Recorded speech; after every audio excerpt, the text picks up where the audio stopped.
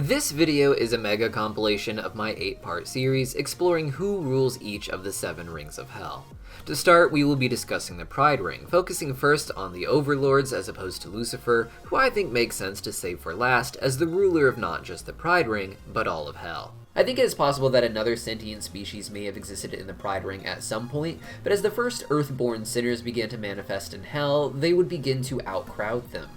The sinners are restricted to the Pride Ring, a rule I believe to be put in place by Lucifer, who wishes to have all the human souls for himself, though I think other princes might appreciate this rule because of the immortality of Earthborn sinners.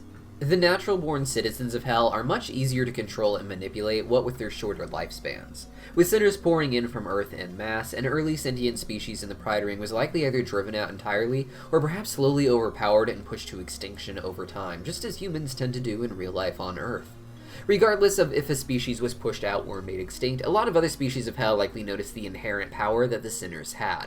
Their numbers would only ever grow until the annual exterminations were put in place, and with them being immortal, they would make plans that would last entire lifetimes for lower species like Imp and Succubus. This is why these immortal sinners seem to rank higher in Hell's hierarchy than the native species, other than the ones that have attained status of Overlord themselves. These human sinners would generally be ruled by Lucifer, of course, but based on Vaggy's story in the pilot, it would seem that Overlords rose to power early on, and have been the ones controlling the sinners in the Pride Ring for much of its history. I believe Hell to have been technologically stunted for a lot of its history. As while Earth would develop a lot of technology over thousands of years, Overlords who had been in place for who knows how long were likely enforcing archaic lifestyles upon the peoples, ones that exploit and control them the same way the Overlords still do to this day, but with less technology and seemingly less freedom. The big change that occurred was when Aleister came to Hell and began toppling over those pre-existing Overlords. I imagine this is something that happened here and there in Hell's history, and like with Aleister, the entire slate probably wasn't wiped clean, but rather enough Overlords are knocked over from power that newer younger Overlords could rise up, bringing with them the technological innovations of their time on Earth. When Aleister knocked over those pre-existing Overlords, it allowed for new ones to take over, like the 3 Vs, who would start to enslave citizens of Hell in a more modern way. This story begins with Vox, who seemed to rise to power in the 60s, bringing with him the innovation of television.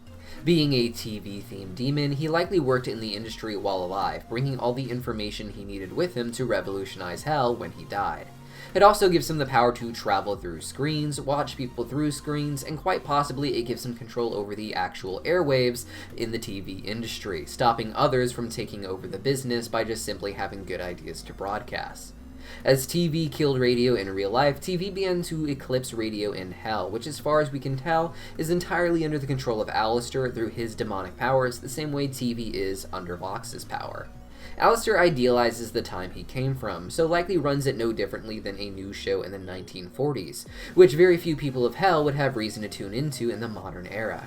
Seeing how Vox replaced Aleister, he would begin to fear himself being replaced, and decided to continue changing and adapting with the times. This would start with his relationship to Valentino, who would become an overlord of the adult film industry in Hell. He seemed to have died in the 70s and would have brought the ideas of the early adult film industry with him into Hell. Vox and Valentino would become something of a couple, but as seen on their Instagram accounts, the two would constantly get into fights, with Valentino breaking Vox's face screen, though the two always make up. As the decades went by, Vox would continue to grow by helping other sinners in Hell find their footing as Overlords, bringing innovations from Earth with them that hadn't been popularized in Hell yet and only helped to grow Vox's businesses. This would lead to him and Valentino becoming fathers of sorts to Velvet, an overlord of the social media who acts as a daughter to the two. Vox would use his screen tech and Velvet's ideas to create Voxtagram. However, on Blitz's phone, we only see an app for Sinstagram, which I assume to be the same thing, perhaps rebranded. In addition to this, I like to think she inspired his transition from traditional TV to streaming, which he went on to call Voxflix. TV, adult films, and social media are the 3 key ways to control a modern and technologically based society. It is a tool that simultaneously allows you to better control people, but also gives the impression that you have the freedom and prosperity that technology can bring, with the cell phone quickly becoming a sign of supposedly developing nations. Through Voxtagram, Vox has perfected mind control through narrative storytelling. All of the Instagram posts discussing Voxtagram bring it up offhandedly as something to do at the end of the day when bored. All of them have a similarly depressing tone, mentioning Voxflix but not feeling confident that they will find something to watch despite the endless stream of options. This is a tactic used by a lot of modern streaming services for producing quantity over quality. Before they would produce it themselves, services like Netflix would just buy as much indie content as they could. It would as often be so bad that no one would actually watch it, but that didn't matter to Netflix. All that mattered was them giving the impression that they have an endless catalog of things you can watch, even if you'll only be able to enjoy a small fraction of it across all of its many genres. In Hell, this is supposed to give the impression that you have luxury, that you have excess, that you aren't truly enslaved because you have this affordable service with never-ending amounts of entertainment you can spend all day watching, even if your pay allows you to afford little else in terms of entertainment in life. Additionally, the content itself would be written specifically to reprogram the way that demons think. Humans are able to acknowledge consciously that something they see on TV is fake, but subconsciously their brain interprets the series as real events, which has a complex series of psychological effects on viewers. Your brain naturally wants to emulate the behavior of people you see as successful or desirable, so you will also be successful and desirable like them. Thus, people begin to emulate the blurred impression of what characters in TV and movies you are supposed to find successful and desirable as a viewer. Because the consequences in a movie are theoretical and are based on an idea someone is trying to impart instead of a statistical reality, the viewer ends up emulating ideas that are often detrimental to a real-life place in society. It is this portrayal of intelligent people as nerdy social outcasts incapable of fun or normalcy that has convinced a lot of people that doing good in school is simply not cool and very difficult. This is just one example of how Vox could easily create programming that portrays certain people acting in certain ways across various species in Hell, including sinners. In Hell, most anything you can imagine is legal, with drugs being available in vending machines on streets. This kind of freedom makes drug addiction all the more likely, but for any holdouts, they could easily be convinced by characters in TV being shown using them as fun and cool. This is largely attributed to the rise of popularity in things like smoking because of their inclusion in early American television, and even again later on Netflix. In addition to his TV empire, Vox would end up controlling the adult film industry and social media through Valentino and Velvet. All future technological industries would require his help, not just with him having power in the industries already, but because of his control over screens that he seems to naturally carry as an overlord. Adult films are among the easiest ways to control a population, as it allows you to reshape a person's sexuality, and like the easily available drugs in Hell, is extremely addictive. The adult film industry preys on an aspect of our humanity that we can't simply turn off, and with the sinners being immortal, there is a never-ending rabbit hole of weird interests for a viewer to fall into. Social media, meanwhile, is well known to exacerbate a person's mental health issues on even the most positive platforms, with most algorithms naturally finding a way to milk viewership over things that cause emotional distress instead of positive interaction. Like in real life, the native species of Hell are lost in a never-ending sea of evil people's opinions being directed at them with negative intention, all while succumbing to the same vicious rage cycle that they themselves are a victim to. And through all this, who knows what kind of narrative the Overlords are able to push to better control the people, and keep them arguing with each other instead of engaging in meaningful conversation about how to stop the Overlords. These are just 3 of the Overlords in the show, with many more known and who knows how many existing in the background of the world. Each controls their own industry, and some are less exploitative than others, I imagine, but it makes sense that Vox, Valentino, and Velvet are primary antagonists in the series, as they control 3 industries that can truly harm people in the modern era. But Wrath is the second ring of Hell, one down from the Pride ring, and is ruled over by Satan. Satan and Lucifer are often synonymous in Christian mythology, though have been considered distinct entities as well. In some cases, they are considered dual aspects of the same source of evil, in which Lucifer is said to rule over Hell, and Satan is his physical aspect who walks the earth trying to conquer it. Helluva Boss uses the Peter Binsfeld classification of demons, which lists Lucifer and Satan as separate entities, though I imagine their relationship is similar to the one described before, with Satan being second in power after Lucifer and his family, and being a sort of commander-in-chief or general for Hell's armies. The Wrath Ring is mostly seen in the show as being the home of imps like Moxie and Millie. We got a good look at Millie's home in episode 5, which was a small farming town that helped provide the food that Wrath imps make for all of Hell. Moxie appears to be from somewhere with a bit more wealth, which I theorized to be a city called Los Satania, as seen on the Vraska band t-shirt as where she performed in the Wrath Ring on her tour of Hell. Imps are known to revere Satan as a godlike figure, something other species don't do with the princes of their own rings, no matter how much they idolize them as celebrities, such as the way young Blitz and Fizzaroli had a celebrity worship for Mammon. Outside of farming, the imps talk a lot about war and their involvement in it. Because of their adoration for Blitz's name, a lot of fans speculated that they were actually used in human wars, specifically in World War II in the case of Millie's parents, where Blitzkrieg was a popular name for a German war tactic. This would give the imps a purpose similar to that of succubus, but instead of being sent up to Earth by Asmodeus to seduce humans, they would be sent up by Satan to start war conflicts, or even participate in wars so that the victor would be whoever Lucifer and Satan desire, making the Earth easier to control. The imps seem to naturally love all things violent and warlike, but it's also been implied that a lot of what they do is because they are too ignorant to understand that a better life is possible than that of just fighting in wars for overlords and farming food for the masses of hell. No one in Millie's family seems to understand what freelance work is, and she has explained it so many times that she knows that they are just incapable of understanding it at this point. Some of this has to be a willful ignorance founded in pride for a certain lifestyle, as well as just an improper education about what else life could be. Both of these likely stem from Satan himself, who could purposely put in place a culture that robs most imps of their desire for other things. Unlike the other princes, Satan made himself a godlike figure to his imps, making it easy to brainwash them out of trying to disagree with his dogma for even logical reasons. He takes the thing imps love most, violence, and pushes it to an extreme.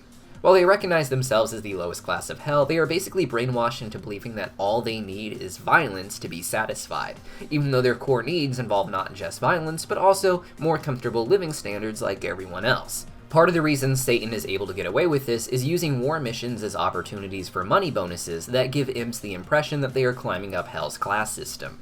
The farming is something they do not just to sustain hell, but also as a need for themselves, making it a work life that is hard to escape, as if you refuse to produce food, you will starve yourself as well. Farm work probably pays not even enough for imp families to get by on, but it involves enough slaughtering of crazy animals that it keeps the imps entertained between the war missions where they make their bigger money. With it being a risk of death and needing someone to run the farm while on missions, imps seem to have large families, and I imagine the young kids go on war missions to help support the family as well when they are old enough, and no longer need to stay behind just to take care of the farm, explaining why imps like Millie have so much great experience. The money that war missions would bring in would be barely enough to cover the cost of the extra children who have to stay behind to tend to the farm while out on war missions, and as such the imps would be stuck in a never-ending cycle of poverty and violence, being taught to take pride in the violence and their low-class lifestyles as part of what makes them unique. With how casual Millie is about the people she killed during their ceremonial games each year, it would seem that they are taught not to respect those who die and could not handle the violence of imps or their Wrath Ring lifestyle, making anyone who wishes to escape this seem like an outcast in their own community. It would be like the hate Moxie gets from Millie's parents, magnified to the most extreme degree possible.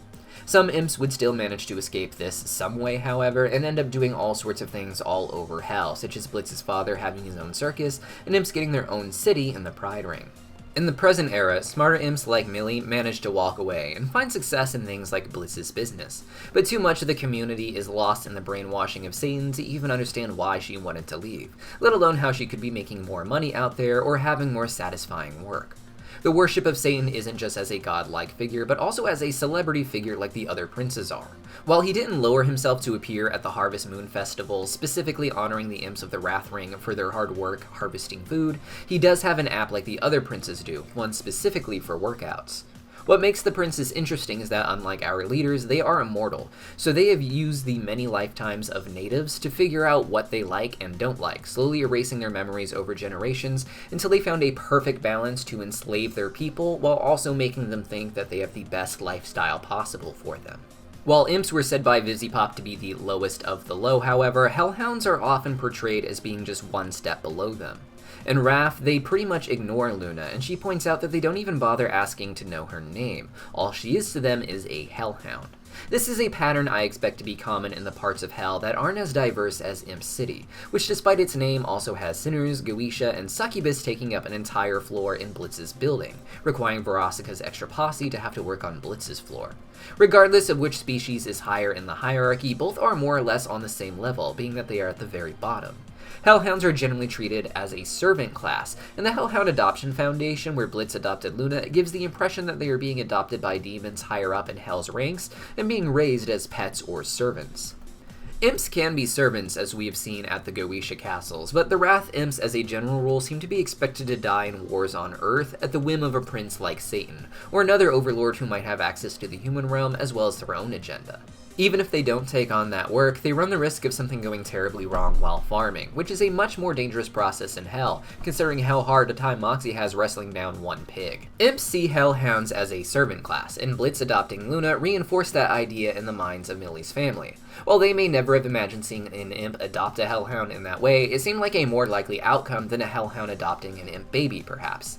As such, they see Luna as a servant, even if an oddity. If the reverse had happened, and an imp was the odd man out in a primarily Hellhound community, they'd likely find themselves being treated as a lower class than the Hellhounds, both because of their perceived inferiorities, but also because of any class privilege that they may have held in an imp community that the Hellhounds lack. They may both rationalize that the imps are beneath them, and also that they were above them before, but them being in the Hellhound community has proven that they were never superior to begin with.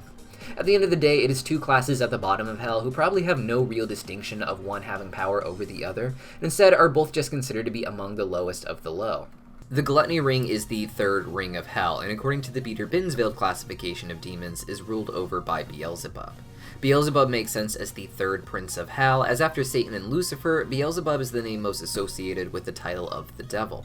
In many schools of thought, the three are considered the same character, three different facets of the same entity, and are even used to represent a sort of unholy trinity to counter the Catholic Holy Trinity. Beelzebub has not been shown in the series yet, but Moxie refers to Beelze as a she in his song in episode 7, indicating that she may be a princess instead of a prince, though I imagine they are still referred to as the princes collectively.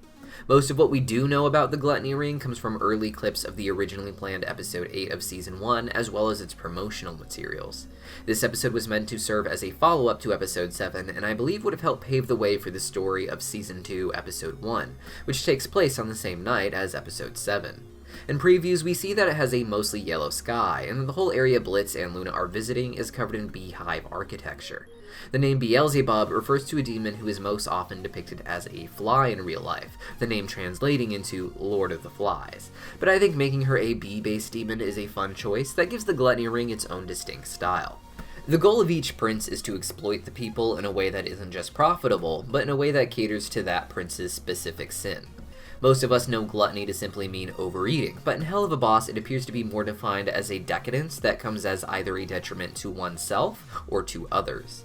As such, gluttony doesn't mean that Beelzebub just wants to eat all day, nor does it extend to just overindulging in vices like alcohol. It's not enough that Beelzebub can eat and drink all day, they would also want enough servants so that they can spend as much time as possible doing it than they normally would, creating a detriment not just to their own health by doing it, but to the lives of others by making them serve this purpose.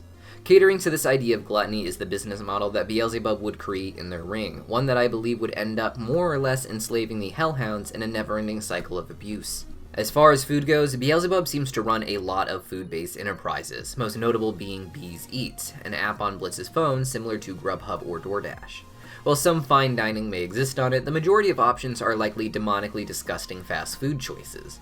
While Hellhounds are so far shown to be the primary species of the Gluttony Ring, a lot of the princes appear to have a lower species modeled after them, the way that imps seem to resemble Satan on the workout app, or that succubus share the same lustful theme as Asmodeus, despite looking quite different. While we haven't seen them yet, I believe there may be insect-based demons native to this ring, particularly bee-themed demons, who all work as part of Beelzebub's gluttony business empire. They would be able to create honey-based fast food, and with the power of flight, perhaps be able to deliver it all over Hell at fast food delivery service speeds. This honey I believe to also be the basis of what Blitz calls Beelzejuice, a demonic alcoholic beverage that Veronica enjoys so much she had to go to rehab for a short while because of it. Being made by Beelzebub, it is likely a mead which is made from honey, something that appears to be flowing freely at the Hellhound party that we see. Beelzejuice is a powerfully intoxicating beverage for demons, but one that turns earthly animals into giant monsters when they come into contact with it. Between Bees Eats and Beelzejuice, Beelzebub would not just have the Gluttony Ring under much of her control, but would have managed to enslave a lot of other rings through addiction to her cheap and easily accessible food and mead that the rest of Hell exists pretty much just to work to eat. But to enjoy this as much as possible, she would want servants too, and she would want to create a system where other people could have these servants as well. And I think that is why Beelze started the Hellhound Adoption Agency. Hellhounds, while sentient, are a lot more animalistic than the other species of Hell appear to be so far, and if Luna is any indication, it looks like they breed with a frequency more similar to real-life dogs, which can include a litter a year with between 2 and 20 pups. Being a lower class in Hell, naturally having more kids than the other species would mean even more financial burden than those other species have, who are already more financially well off. This would lead to an overpopulation and poverty issue in the Hellhound community. Now, the best way to enslave your people is to convince them that they are not your slaves, of course, so Beelzebub had to create a way to sell hellhounds as servants, and would use their own overpopulation issues against them to achieve this. In episode 7 of Helluva Boss, we saw a photo of Blitz holding up Luna's adoption contract on his phone. The contract seems to be signed with the letters B-E-L, which I assume to be Belphegor, the Prince of the Sloth Ring. In the recent monthly Q&A, however, Vivziepop and series writer Adam Nalen confirmed that it was actually meant to spell B-E-E, short for Beelzebub, and the second E was just accidentally made too large. This helped confirm that Beelzebub herself seems to rule over the Hellhound adoptions as a sort of industry. Between the crazy Hellhound party in the 2022 trailer and the Hellhound Adoption Foundation, Gluttony seems like an almost gluttonous paradise for wild dogs, but I think Beelzebub has set up a very sinister cycle of abuse if we examine it more closely. Hellhounds are treated largely as a servant class in Hell. While Tex technically works for Verosica and is presumably free to leave, she treats him more like property or a pet than an employee. Blitz treats Luna better than most people treat Hellhounds, trying to regard her as a daughter, but most people look at them and see her as just his Hellhound, not worthy of having her name mentioned, as we saw in episode 5. I imagine this stems from the Hellhound Adoption Foundation itself, which gives people the opportunity to adopt a Hellhound at a young age and raise them as a servant or pet. Once an adult, these Hellhounds would legally be able to leave, but would have to weigh their work opportunities versus whatever their adoptive family had planned for them, which was likely the sort of role of a servant who masquerades as your pet that you adopted into the family. The lady working at the Hellhound Adoption Foundation from the flashback in episode 2 even indicates that people like Blitz mostly come in to adopt Hellhounds to work for them, with some even being presented as better for rough work. Because of their different breeds and styles within the species, they would become a bit of a luxury in the eyes of elites, with unique breeds to show off as your servant or pet, making it an even greater status symbol. And this, I think, is why Hellhounds, despite being considered one of the lowest species in Hell, are having such extravagant parties in the Gluttony Ring, as it's at these parties that many Hellhounds undoubtedly end up getting pregnant.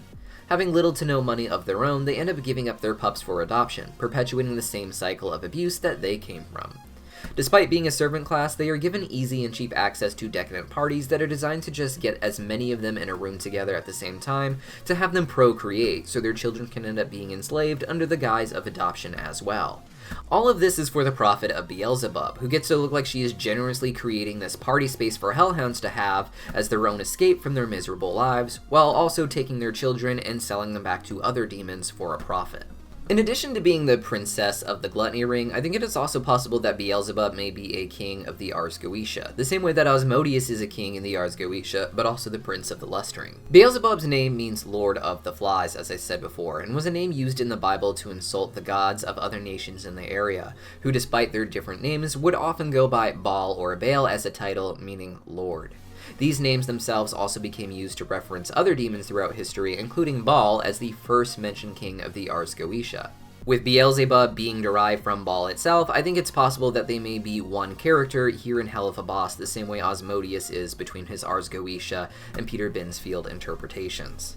However, depictions of Baal and Baal can be distinct from Beelzebub, with there even being demonologies where Beelzebub and Baal are listed as two separate entities, despite both being derived from the same source.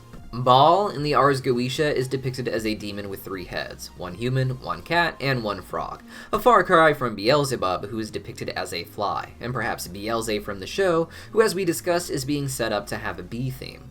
While Beelze could end up being a prince of the Gluttony Ring as well as a king of the Ars Goetia, I don't imagine that will actually be the case so far. It is a fun possibility, but not one we have any evidence of within the show. It's just a fun possible connection similar to how Asmodeus has a place in both classifications that I thought would be fun to explore in a video, but don't get your hopes up on that one. The Greed Ring is the 4th ring of Hell, and I believe to be unique and possibly being ruled by a prince trying to outcompete the others instead of working with them. Lucifer and Satan are often regarded as the same entity, and Beelzebub often joins them to complete an unholy trinity, but Mammon is pretty openly hurting Lucifer not just on a business level, but on a personal one. What little we know of the Greed Ring so far comes from episode 2 of the show, Lululand, where the gang goes to the theme park of the same name.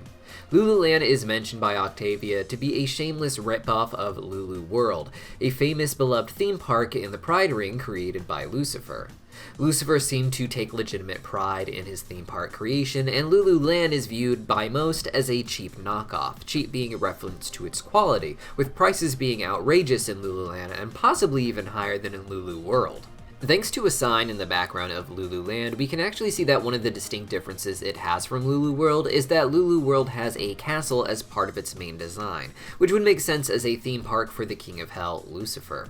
The sign indicates that is the lack of castle that helps make Lululand distinct from Lulu World, and there are a lot of signs and flyers covering the theme park that repeat this sentiment. And Robo-Fizzarali even holds up a contract talking about how a court found that it was legally distinct from Lucifer's Lulu World that Mammon himself has signed. In it, he refers to Lucifer in a way that makes them seem like they are close, even though Mammon is clearly ripping Lucifer off. The problem is that he's doing it in the perfect degree within Hell's laws to get away with it, even with Lucifer being of higher rank than him and ruling all of Hell. I have theories on why Lucifer would cave into such a legal system, save for the end of the series on how he rules all of Hell, but for now it is the beginnings of a pattern Mammon shows for trying to rip off other princes instead of working with them. Robo-Fizzarali himself is a robotic knockoff of Fizzarali, so famous in Hell that there were love bots made in his image to be advertised on billboards and distributed to the masses. Fizzarali of course worshipped Mammon at a young age, as we saw from Blitz's childhood photos, but is an icon famous from the Lust Ring as part of Asmodeus' brand. The Robo-Fizzes are sold as love bots, but this one was brought to perform for children. While his performances aren't sexual, it's another example of how Mammon relies more on ripping off other princes, taking what they already found to be successful, and trying to make money off of it himself with a cheap knockoff. This disregard for the other princes, even the King of Hell himself, gives the impression that Mammon worships money more than anything else in Hell. While a prince like Asmodeus may worship lust, he would seem to be working with the other princes as necessary to maintain whatever lifestyle they all can together, but Mammon seems to want more money for himself at the expense of the other princes. Mammon knows that anyone who outranks him likely has more wealth than him, and his goal becomes to milk not just his own population for money, or even the other princes' populations, but the princes themselves. While Lululand is the Greed Ring, it was populated almost entirely by imps from what we saw in episode 2.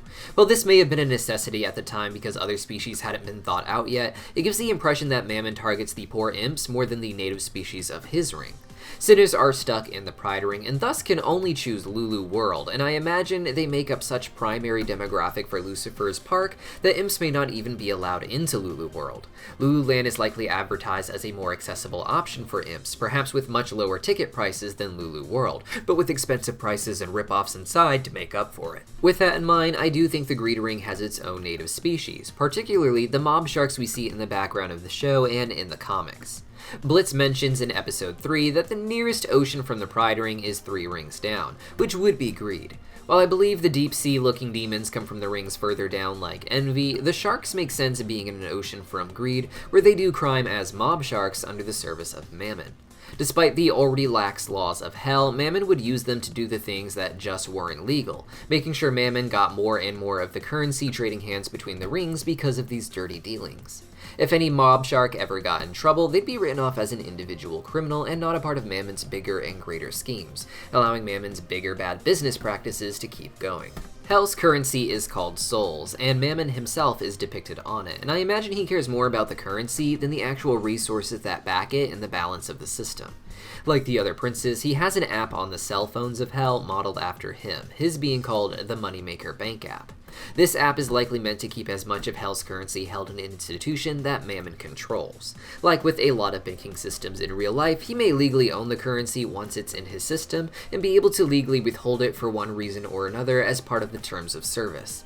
In addition to banking, it promises to help make money, but like everything else Mammon does, it likely just saps people's savings. Instead of just taking people's investments and immediately tanking them, I imagine his approach is a bit more subtle.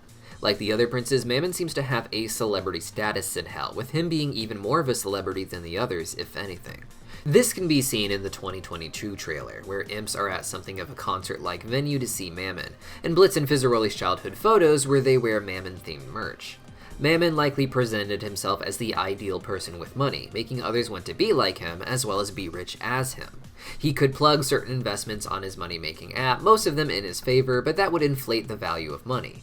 During this inflation, prices on all sorts of things would change, all trying to be somewhat in relation to the changes in various stocks, but each price would be adjusted ever so slightly to be more expensive than the new currency value could purchase at its previous point. In this way, using even just his own people on the app, Mammon would be able to control much of Hell's economy so that the value of souls decrease, more souls are printed off, and somehow more of it ends up in a vault for himself. All the while, millions if not billions of demons would still be trying to emulate the behaviors of Mammon, presenting himself as a rock star because of his wealth, but promising the common demons that they could get his wealth if they act like rock stars like him, pushing them not just to make bad investments or pay for his concerts, but indulge in lifestyles he advertises for his fans to mimic and which he ultimately profits off of. In addition to having sea-based demons native to the Greed Ring, there also appears to be a series of demons popping up in the background with a skeleton appearance and green jester clothing. These skeleton jesters look to be native species to the Greed Ring, perhaps made in the image of Mammon. However, it is also possible that these are clothes they bought and makeup they put on as part of their Mammon worship. Fizzaroli and Blitz had a celebrity worship of Mammon as discussed earlier, with Fizzaroli's appearance as a jester being largely modeled after Mammon, it would seem. While we don't know what ring he and Blitz are originally from, their worship of Mammon indicates that other demons, local to Greed or not, may just be copying his style as part of their celebrity worship. However, the bare bones look of some of these demons gives the impression that this is some sort of species, even if they can look wildly different from each other in shape. Asmodeus is the prince who has had the most screen time in the series, and has quickly become integral to the story, what with his relationship to Fizzaroli, which according to the 2022 trailer seems to be a much bigger part of the series. The Lust Ring is the 5th ring of Hell and has a dark blue sky. This dark blue sky gives the impression that it's always nighttime, and it appears to be raining at all times as well. Lust is 1 ring below Greed, which is said by Blitz to be the nearest ocean from the Pride Ring. It is not entirely clear how the rings are stacked on top of each other, but I believe it's possible that each ring is a mass of land so far above the one below it that an atmosphere with its own color sky is able to develop, obscuring the bottom of the ring above it. I think we can occasionally see past the haze of these atmospheres, such as at night in the Greed Ring. What appears to be stars, I believe to be the glowing rocks at the bottom of the Gluttony Ring, which is just above Greed. With that in mind, the actual color of the sky may be influenced by the bottom of the ring above it. With the Greed Ring having an ocean, I think it is possible that it is constantly leaking into the Lust Ring, giving it the impression that it is always raining. There doesn't seem to be a flooding issue in the Lust Ring, and because of that, I think it has a pretty quick draining process into the ring below it, Envy, which many fans believe to be entirely an ocean, and would have no problem pulling up the excess water as it drops from the Greed Ring ocean through Lust and into the Envy Ring. In the Lust Ring, we see a diverse array of species, both as tourists and working locals. A lot of the local workers appear to be imported from other rings as exotic entertainment, with the primary species of this ring being succubus and incubus. Succubus and incubus have varying definitions, with the most common today meaning a sexual demon that is either female, succubus, or male, incubus. In other cases, they don't distinguish between sex or gender, but instead indicate whether or not the demon is sexually active or passive. Regardless of their definitions, I'll continue to use the term succubus to describe all of succubus and incubus kind in the show, the same way I might use the word man to describe all of mankind. With it being constantly raining in the Lust Ring, the life there would have evolved to either be comfortable in the rain or to seek shelter, such as in caves. With the dark sky, there would already be very little light, making hiding in caves easy to navigate for creatures evolved in that dark. This is why succubus seem to look somewhat like sexy bats, especially with their wings. It is uncertain if Asmodeus is a fallen angel in the series, who fell from heaven with Lucifer and the other princes, or if he is a naturally occurring powerful native demon, which we know to be a thing in the Helluverse.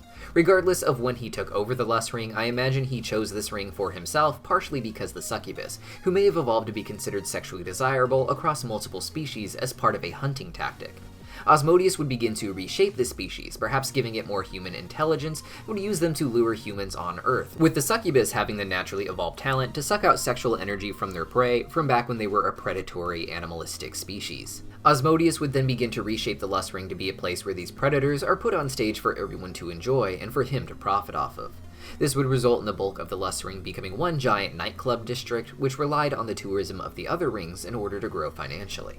Asmodeus likely had the easiest time taking over his ring than any other prince, quickly finding a species to put front and center that contributed to his plans to conquer Earth, brought in customers from across all of hell, and perfectly played into his theme of lust. The succubus, already enjoying enticing other demons sexually as part of their hunting tactics, are also given something of a celebrity status. While Vraska is an extreme example as a famous pop star, succubus are likely easily made to accept the bad system they live in, with a sense of fame coming from social media, adult films, and regular live performances in addition to their actual work missions up on Earth. I don't think that means that the succubus want to be sexually enslaved in the way that they are, as even characters who are extremely sexual like Angel can feel imprisoned in this sort of servitude. Like with most species, they are given just enough of what they want to placate them and keep them maintaining the system that ultimately only benefits Asmodeus and the other princes. Despite Asmodeus' lust theme, the drama bubbling up around him appears to be about his image being tarnished by his and Fizzarolli's feelings for each other. When they are first introduced, it's to mock Moxie's love song, acting as if his sentimental feelings would get in the way of the nightclub's sexy vibe. By the end of the episode, Fizzarolli and Asmodeus are seen canoodling all lovey-dovey like, and in the 2022 trailer, we see that the newspapers are portraying them as hypocrites because of it. Fizzarolli is a sex symbol in Hell, with a line of love robots made in his image for Hell to purchase. When Asmodeus and Fizzarolli first met, I have no doubt that their relationship was as carnal and depraved as they make it out to be. But as time goes on, people settle into a relationship and feelings begin to develop. This doesn't have to be at the expense of their sexual attraction, which is the point of Millie and Moxie's subplot in episode 7. But Asmodeus and Fizzarolli cannot comprehend this concept, and thus they define their relationship by their initial sexual attraction that brought them together. The irony is just that they genuinely like each other now. The 2022 trailer gives the impression that Fizz and Asmodeus will have an ongoing plot this season, and with Asmodeus looking nervous at someone seeing him get hugged by Fizzarolli, I think he might end up breaking things off with Fizzarolli in order to maintain his public image as a single man who only cares about carnal desire. In addition to ruling the Lust Ring as a prince, Asmodeus is also a king in the Ars Goetia, though a king in the Ars Goetia is of lower rank than a prince of the Seven Rings in Hell's hierarchy. If Stolas is any indication, the Ars Goetia are largely focused with trying to take over the Earth, and Asmodeus is well known to play a part in that. While the princes could all be involved in trying to conquer Earth in addition to the Ars Goetia, Asmodeus' work there seems tied more to the Ars Goetia than the Seven Princes, as Stolas is able to quickly pull out an Asmodeus grimoire from his Ars Goetia library in order to get an Asmodean crystal in the Season 2 premiere. Asmodean crystals are of course made by Asmodeus and given to Succubus, allowing them to travel up to Earth with ease. Stolas seems to be preparing an Asmodean crystal to give to Blitz so he and his crew can continue their business, and return Stolas' grimoire to him. Because of this, the work for Succubus going up to Earth to seduce humans and push them into carnal fervor seems related more to Asmodeus' duties in the Ars Goetia than as one of the Seven Princes. Paimon is said, in the real-life writings of him, to be the most loyal of the Ars Goetia to Lucifer, and it would make sense that as the King of Hell, Lucifer is trying to conquer Earth, and thus the Ars Goetia, particularly Paimon, are trying to help him. In addition to Lucifer, I also previously theorized that Satan is involved with the possible wars they are inciting and influencing on Earth. These two are often seen as the same characters in many schools of thought, and while they are distinct characters in the show, it would make sense that they are something of a team working together to conquer Earth. I believe they would create the Ars Goetia for this purpose, being a second hierarchy in Hell, helping to manage the many legions of demons to best take over Earth. If Asmodeus is a fallen angel like he is generally thought of in real-life mythos, he likely rebelled with Lucifer and the other princes of the deadly sins who worked together to conquer Hell. Not all who rebelled in heaven would be interested in conquering Earth, however, as demons like Belphegor are described in real-life writings as only rebelling in heaven because they did not want to work. As such, he would likely have no interest in working more to help conquer the Earth. As the Prince of Sloth, Belphegor probably just wants to stay in the Sloth Ring and be lazy. Asmodeus, being interested in conquering Earth for his own reasons, likely joined the Ars Goetia as a king, making him additionally useful to Lucifer and Satan outside of being a prince of the Seven Rings. I discussed previously how Beelzebub could potentially also beat Baal in the Ars Goetia, but outside of those two, we don't have any reason to think that the other princes like Mammon or Leviathan are interested in conquering Earth either. With Paimon being considered more loyal to Lucifer than Asmodeus, it may be that Asmodeus is just happy ruling over his own land in Hell and only joined the Ars Goetia for his own benefit, spreading his idealized lustful world to that of humans. According to the Peter Binsfield classification of demons, the Envy Ring is ruled by a demon named Leviathan, Leviathan, who most people know to be a biblical sea monster. Because of this, fans have long assumed that the Envy Ring would be home to sea serpent and snake-like demons. These demons are assumed to be some of the aquatic demons we see in the background of the show. Because this would be a deeper ocean than that in the Greed Ring, some fans have speculated that it is the home in particular of deep sea demons, and not the aquatic demons modeled after sharks, for instance, which would live closer to the surface up on the Greed Ring. Backing this theory up is the fact that Envy has a purple sky. Like the Lust Ring, it probably has a sky so dark that it seems like it's perpetually night, making it even darker in the actual ocean that fans believe make up the bulk of the Envy Ring. This would cause the water life, even close to the surface, to evolve similarly to deep sea life, which is deprived of light. They can clearly survive on land, however, and I imagine they can do this for at least a few days at a time, as long as they submerge in a tub of water every day or so. But they can at least leave the water long enough to do dealings with land-walking demons and go on trips to the Lust Ring for pleasure. As of now, it is unsure how many of the princes and other royalty, such as the Goetia, are fallen angels, as demons tend to be depicted in various schools of thought. We know Lucifer is for sure a fallen angel, and while others may be as well, Leviathan is interesting in that he wasn't depicted as anything angelic at all to start. In the Bible, Leviathan is an occasionally mentioned sea monster so powerful that God had to destroy its mate, because procreating would lead to them overwhelming mankind. Oftentimes, a figure that is a demon in Christian mythology is a not-so-evil deity from other religions, but Leviathan is interesting because they are something of a demonic monster in the Canaanite mythologies that ancient Judaism sprung up from. In the various mythologies, Leviathan characters were sea monsters that had to be killed before humans could exist, often representing an era of general chaos. Sometimes this serpent represented an era of beings that had to be killed by God before humans would be safe to exist. How Leviathan became known as the Prince of Envy in the Peter Binsfield classification of demons is a bit of a mystery. Peter Binsfield was a Christian theologian from the 1500s who led trials against supposed witches. Through his torturing them and subsequent interviews, he claims he was given the names of the hierarchy from the witches. His list is pretty identical to one that came before his, called the Lantern of Light. However, Beelzebub is listed as the demon of envy in that one, and Belphegor as the demon of gluttony, and then a different demon, Abaddon, is ruling Sloth. Regardless of how Leviathan became associated with the Prince of Envy in real life, their role in the show as a prince would be generally to enslave their native populations in a way that exploits them for the benefit of their trademark sin. But envy is a bit of a complex sin to indulge in.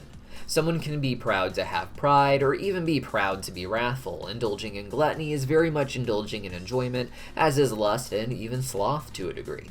Envious, on the other hand, is not something anyone really aspires to be, and Leviathan's actual relationship to this sin is unknown. The most we can figure out about envy comes from its social media app, which appears to be modeled after TikTok. TikTok is perhaps the best social media to capture the idea of envy, as while all social media apps have been proven to make people feel more depressed seeing the constant stream of everyone else sharing only their positive experiences, TikTok in particular was purposely manipulated in the West to exacerbate this issue. The app, of course, has its home base in China, which has complicated its sketchy history, and it is now public knowledge that the algorithm used in America was purposely altered to suppress people of lower classes while pushing out more content that portrayed an upper middle class lifestyle. Like TikTok, I believe the Envy app takes Hell's existing social hierarchy and turns it into a 24-hour social gossip column that all of the various demons get caught up in. Demons like imps or hellhounds likely have trouble gaining a huge audience, save for a few that might happen to stumble in a more upper-class lifestyle.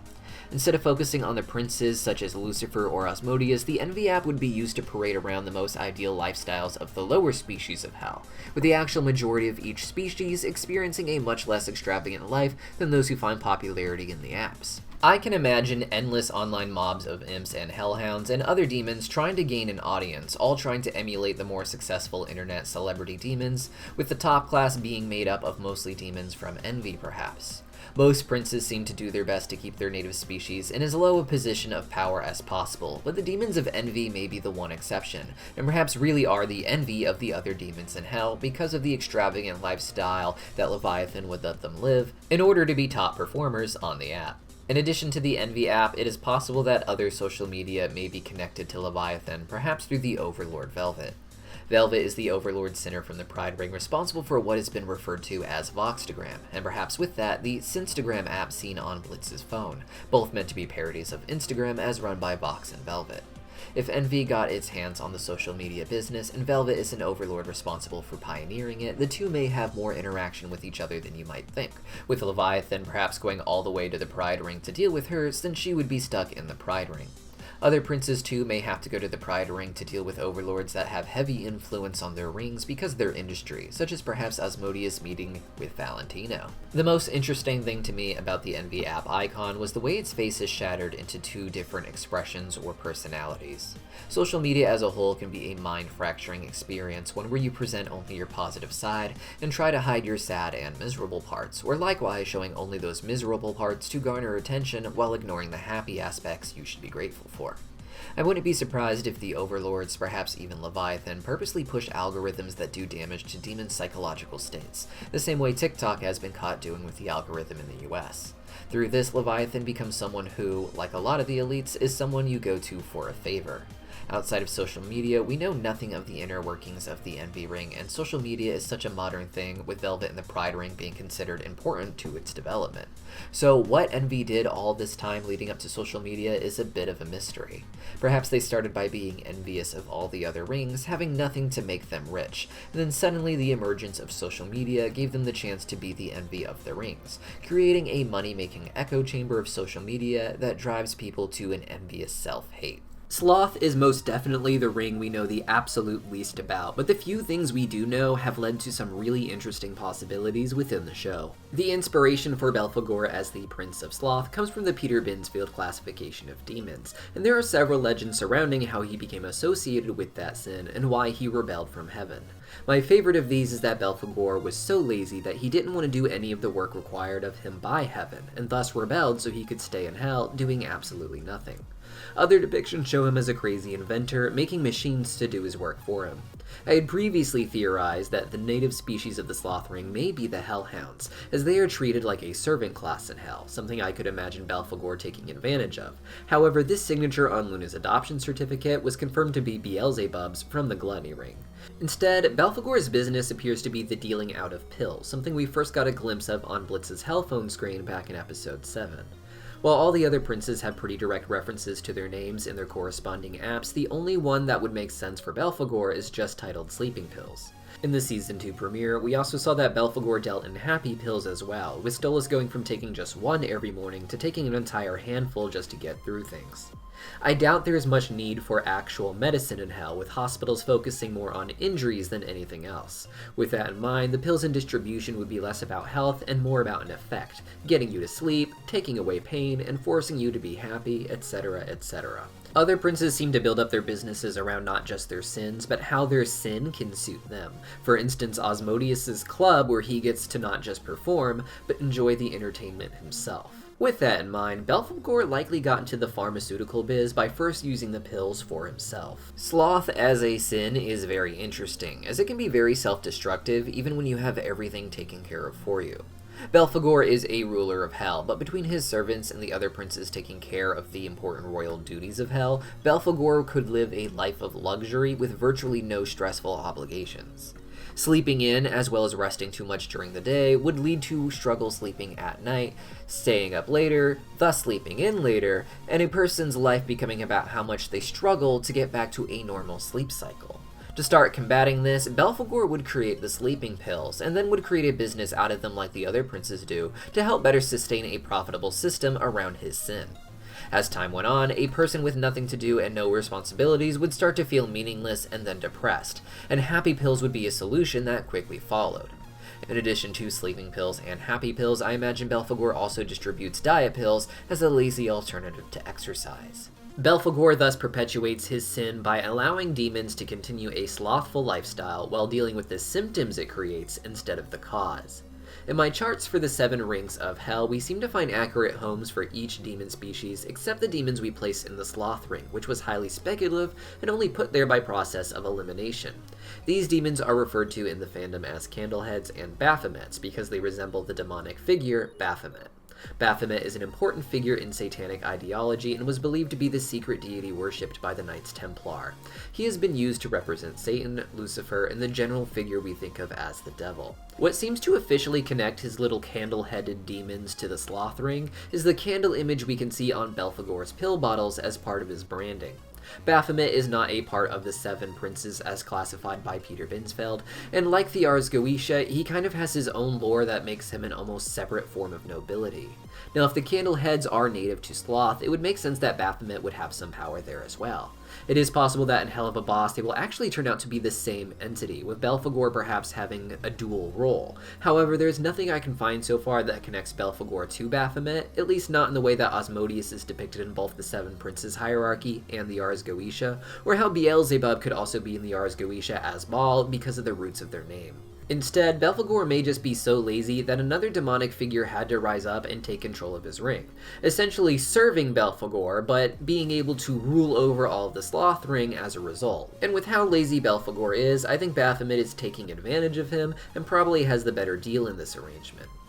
The Candleheads would work as Belphegor's minions, but really be loyal to Baphomet, who seems to have other followers outside of the Candleheads and Sloth as well. In episode 5, for instance, we can see that Millie's brother has a Baphomet tattoo on his arm. Baphomet is considered the Satan figure in the Church of Satan as well, however, so who knows exactly how all these things will connect when we finally get to meet Belphegor in the show for ourselves, as well as Baphomet.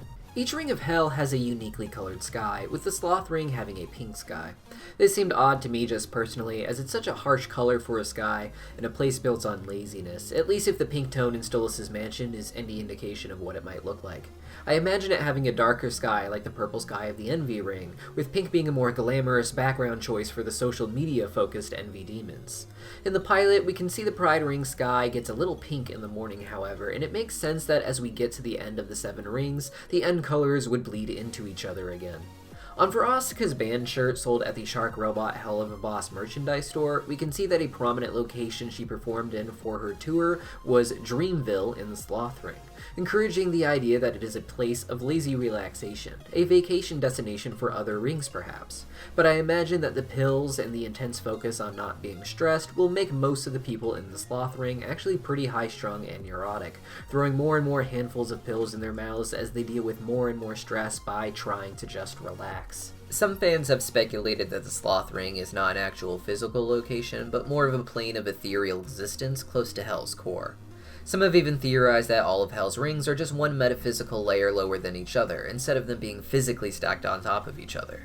Regardless of if that is true, it would be interesting to see the Sloth Ring being a place not quite like the other rings, one where beings like Belphegor only quasi-exist in a dreamlike state. Considering how deep Belphegor is in the pharmaceutical industry, however, it seems like a very physical place where demons succumb to the same issues that humans do when left to sloth for too long. While we discussed the Pride Ring in the first part of the series, I focused more so on how the Overlords control the Pride Ring below Lucifer, as at the end of the day, he is more than just a prince of the Pride Ring, but also the king of all of Hell, and likely leading the plans to conquer Earth as well.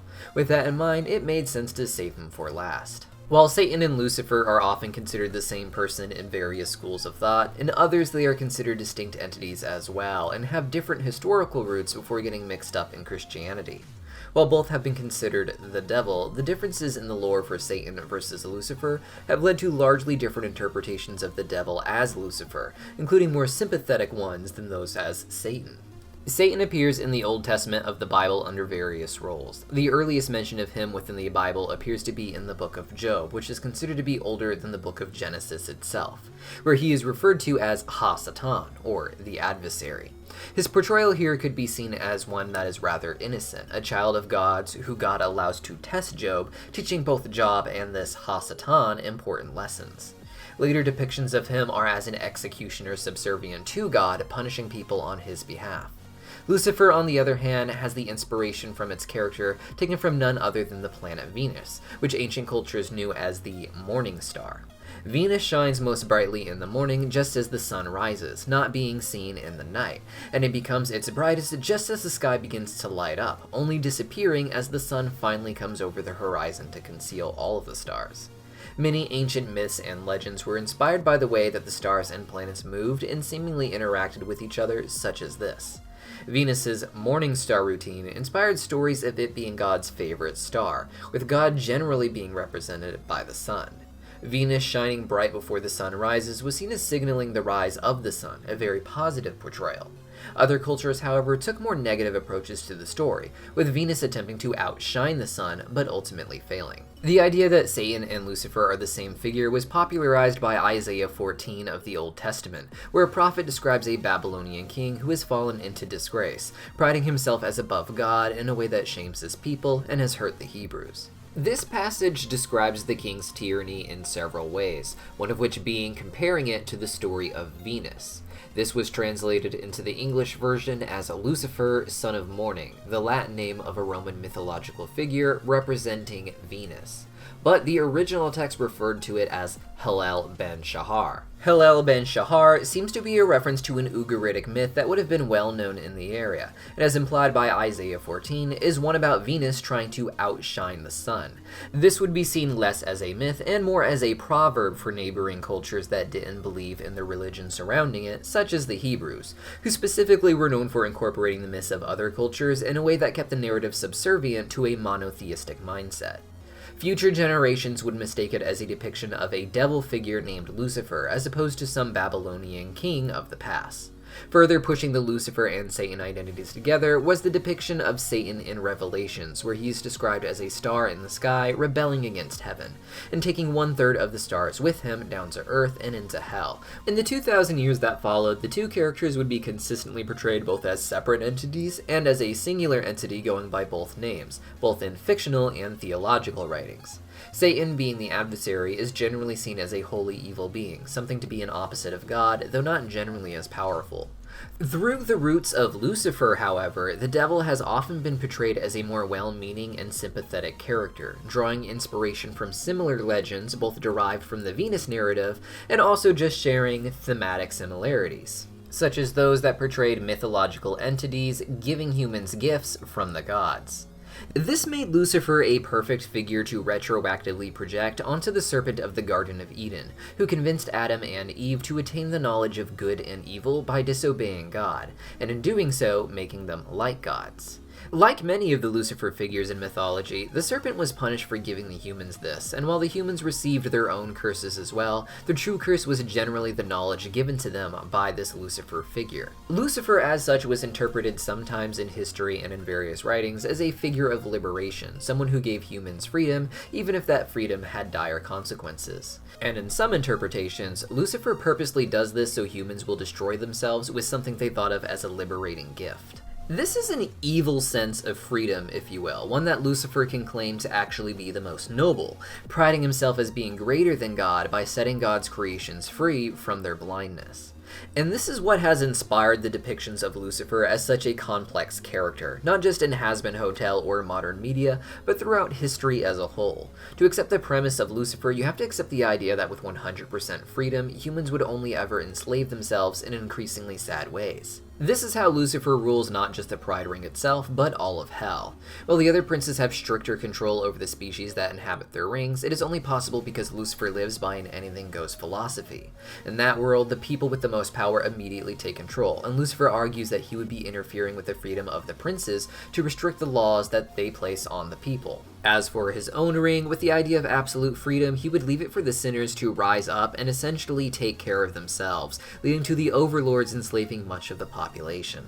God has no interest in hell. However, in priding himself as above God, the only thing that really matters to Lucifer is the human souls that end up there.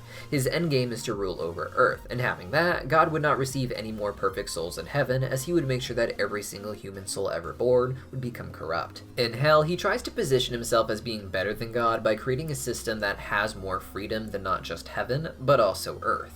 Hell is the absolute idea of American freedom in its most terrifying form. With no restrictions on what you are allowed to consume, everything addictive floods the markets, with no laws threatening to imprison them for it. The lack of laws would make it hard to stop any big business from collapsing, as there would be no interference or oversight from Lucifer. As long as the entity did not threaten to become bigger than Lucifer himself, then Lucifer could trust that it was good for him, as humans had already proven themselves to be the absolute best at farming their own humans on Earth. In Hell, the goal for most people below Lucifer is similar to Earth, to just get a better life. For this to work, economies have to grow and resources have to be extracted from Hell. After industrialization and control of Hell's natural resources, the goal becomes milking those resources as much as you can for your own growth. The more money you let your employees have, for instance, the less you have for yourself, and thus the less you've grown as a business. Thus, the best thing you can do for your business is create a system where you get as much wealth out of every person as you can, both customer and employee, with them getting as little as possible out of the exchange. It is too obvious to keep people at a low pay, as history has shown that people will always rebel for better conditions, so the goal becomes finding ways to keep the earthborn sinners, as well as the natives, thinking that their pay is not too little. This is done first by giving them the money they want, but then by raising the cost of living. I talked previously when discussing Mammon and the Greed Ring how inflation can be one way to achieve this, but another way is to create more and more fabricated needs for your population.